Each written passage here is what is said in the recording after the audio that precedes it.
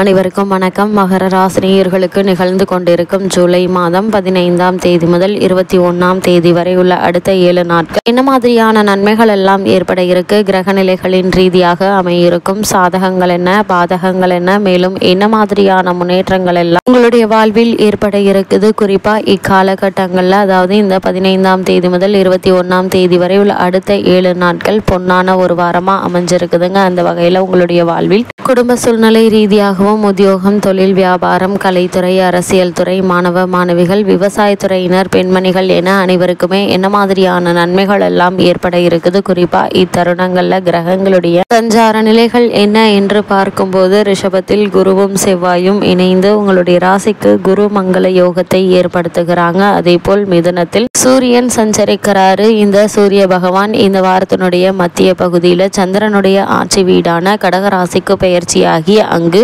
ஏற்கனவே சஞ்சரித்து கொண்டிருக்கும் சுக்கிரன் மற்றும் புதனோடு இணைகிறாரு. இதனால் உங்களுக்கு புத ஆதித்ய யோகமும் சுக்கிர புத யோகமும் ஏற்படக்கூடிய ஒரு தருணமா அமைஞ்சிருக்குதுங்க. அது மட்டும் இல்லாம கன்னியில் கேதுவும், கும்பத்தில் சனி வக்ர பகுதியிலும், மீனத்தில் ராகுவும் சஞ்சரிக்கிறாங்க. இந்த கிரகங்களுடைய சஞ்சார நிலைகளின் காரணமாக உங்களுடைய வாழ்வில் என்ன மாதிரியான முன்னேற்றங்கள் எல்லாம் ஏற்பட இருக்கு என்பது குறித்தான முழுமையான பதிவு தான் இந்த வீடியோல நம்ம விரிவா பார்க்க போகிறோம். அந்த வகையில மகர ராசியை சேர்ந்த உத்திராடம் 2ஆம் பாதம் முதல் திருவோணம் அவிட்டம் 2ஆம் பாதம் வரை உள்ள நட்சத்திரக்காரர்களுக்கு இந்த 15ஆம் தேதி முதல் 22ஆம் தேதி வரை உள்ள அடுத்த 7 நாட்கள் முக்கிய யோகங்களான குரு மங்கள யோகம், புத ஆதித்ய யோகம், புத சுக்கிர யோகம் என 3 யோகங்கள் நிறைந்து காணப்படுவதால் பொன்னான ஒரு வாரமா அமைஞ்சிருக்குதுங்க. அந்த வகையில மகர ராசினியர்களுக்கு இந்த வாரத்தில் குடும்ப சூழ்நிலை ரீதியாக என்ன மாதிரியான நன்மைகள் ஏற்பட இருக்கு என்று பார்க்கும்போது, ராசிநாதனான சனி குடும்பஸ்தானத்தில் வக்ரம் அடைந்து சஞ்சரிக்கிறாருங்க. அது மட்டும் இல்லாம உங்களுடைய ராசிக்கு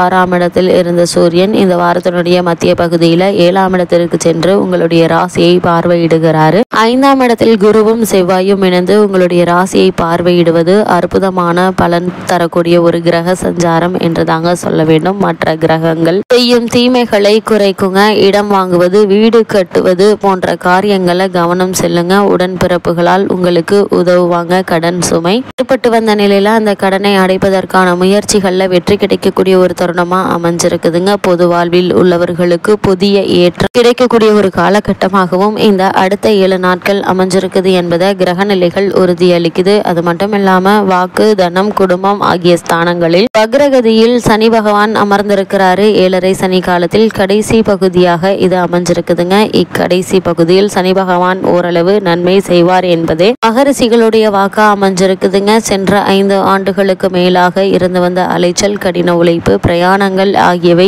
இனி ஏற்படுவதற்கான வாய்ப்புகள் இல்லைங்க. 7.5 சனியினால் பட்ட பாட்டிற்கு வரும் 2.5 வருட காலத்தில் ஓரளவு நன்மைகளை நீங்க எதிர்பார்க்கலாம் என்பதையும் கிரகநிலைகள் அறிவுறுத்தது. அதற்கேற்ப சுகஸ்தானத்தில் குரு அமர்ந்திருப்பதும் நன்மைகளை அளிக்கக்கூடிய ஒரு கிரகநிலை என்று தாங்க சொல்ல வேண்டும். அதிக அலைச்சலும் உழைப்பும் வெளியூர் பயணங்களும் இருப்பினும் அவற்றின் மூலம் வருமானத்தை உயர்த்தி தருவாருங்க. சனி பகவான் கொடுப்பதில் சனி பகவான் ராகுவிற்கு இளைத்தவர் அல்லங்க. ஆரோக்கியத்திலும் நல்ல அபிவிருத்தி ஏற்பட இருக்குது. பூர்வ புண்ணியஸ்தானத்தில் குரு பகவான் அமர்ந்திருப்பதால் திருமண முயற்சிகளுக்கு மிகவும் ஏற்ற ஒரு காலகட்டமா இக்காலகட்டம் அமைஞ்சிருக்குதுங்க. திருமண வயதில் பெண் அல்லது பிள்ளை இருந்தாங்க அப்படின்னா அந்த திருமண சம்பந்தமான முயற்சிகள்ல இவ்வளவு நாட்களாக ஏற்பட்டு வந்த தடங்கல்கள், தாமதங்கள், பண விரயங்கள், அலைச்சல்கள் அனைத்துமே நீங்கி சிறு முயற்சியிலேயே நல்ல ஒரு வரன் அமைவதற்கான சாத்தியக்கூறுகள் இருக்குதுங்க. இருந்தாலும் தற்போது உங்களுக்கு 7.5 சனி முழுமையாக நிறைவடையவில்லை என்பதால வரனை பற்றி தீர விசாரித்து ஆராய்ந்து அதற்கு பிறகு வரனை நிச்சயிப்பது மிக மிக நல்லது என்பதை கிரக நிலைகள் உங்களுக்கு அறிவுறுத்தது. மகர ராசியை சேர்ந்த உத்தியோகஸ்தர்களுக்கு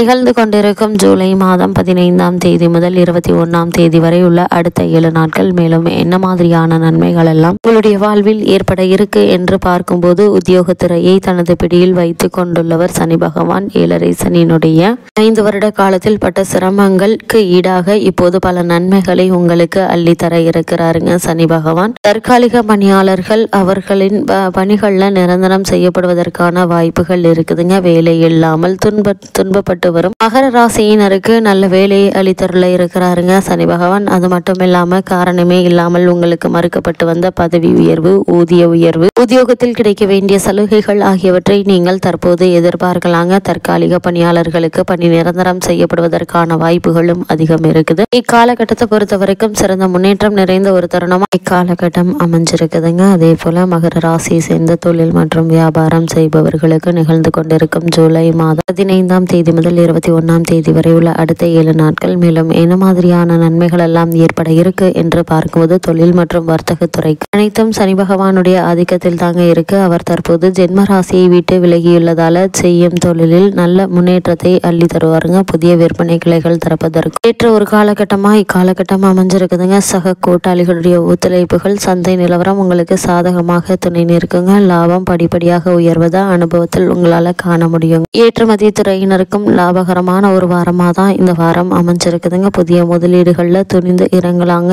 அந்த அளவிற்கு லாபம் கிடைக்க இருக்கு என்பதை கிரக நிலைகள் தெல்ல தெளிவாக உங்களுக்கு உறுதியளிக்குதுங்க. அதே போல மகர ராசியை சேர்ந்த மாணவ மாணவிகளுக்கு நிகழ்ந்து கொண்டிருக்கும் ஜூலை மாதம் 15ஆம் தேதி முதல் 21ஆம் தேதி வரை உள்ள அடுத்த 7 நாட்கள் என்ன மாதிரியான நன்மைகள் எல்லாம் ஏற்பட இருக்கு என்று பார்க்கும்போது கல்வித்துறைக்கு அதிகார கிரகமான புதன் அனுகூலமாக சஞ்சரிப்பதால படிப்பில் சிறந்த முன்னேற்றம் ஏற்பட இருக்குதுங்க. நேர்முக தேர்வுகளில் சரியான விடலையேற்று வெற்றி கனியை எட்டி பறித்து விடுவீங்க. உயர்கல்விக்கு உங்களுடைய விருப்பம் போல் பிரபல கல்லூரியில் இடம் கிடைக்குங்க. பலருக்கு கல்வி உதவித்தொகை கிடைப்பதற்கு புதனுடைய சஞ்சார நிலை ஆதரவாக அமைஞ்சிருக்குது. அதே போல விவசாயத்துறையினரை பொறுத்தவரை செவ்வாய் மற்றும் சனி ராகு ஆகிய கிரகங்கள் அனுகூலமாக இல்லைங்க. உழைப்புக்கேற்ற விளைச்சல் கிடைப்பது சற்று கடினங்க. சூரியனும் சாதகமாக இல்லாததால் நவீன விவசாய உபகரணங்கள் கருவிகள் கிடைக்குங்க. கால்நடைகள் அபிவிருத்தி அடைய இருக்கு. அவற்றின் பராமரிப்பில் பணம் விரயமாவதற்கான சாத்தியக்கூறுகள் அதிகம் இருக்கு என்பதை கிரக நிலைகள் அறிவுறுத்துதுங்க. அதே போல மகர ராசியை சேர்ந்த பெண்மணிகளுக்கு நிகழ்ந்து கொண்டிருக்கும் ஜூலை மாதம்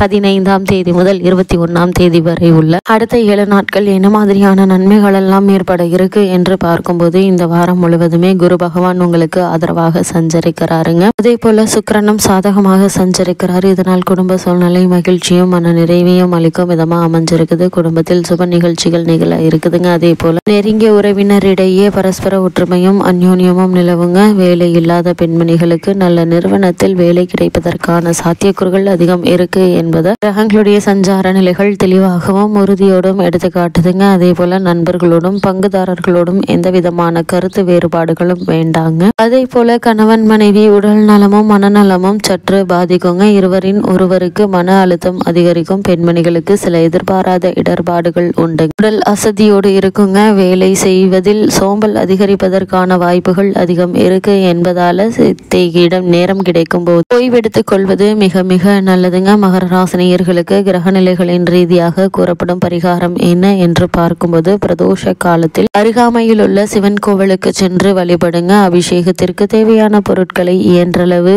அழியுங்க. எண்ணற்ற நன்மைகள் உங்களுடைய வாழ்வில் ஏற்படும்.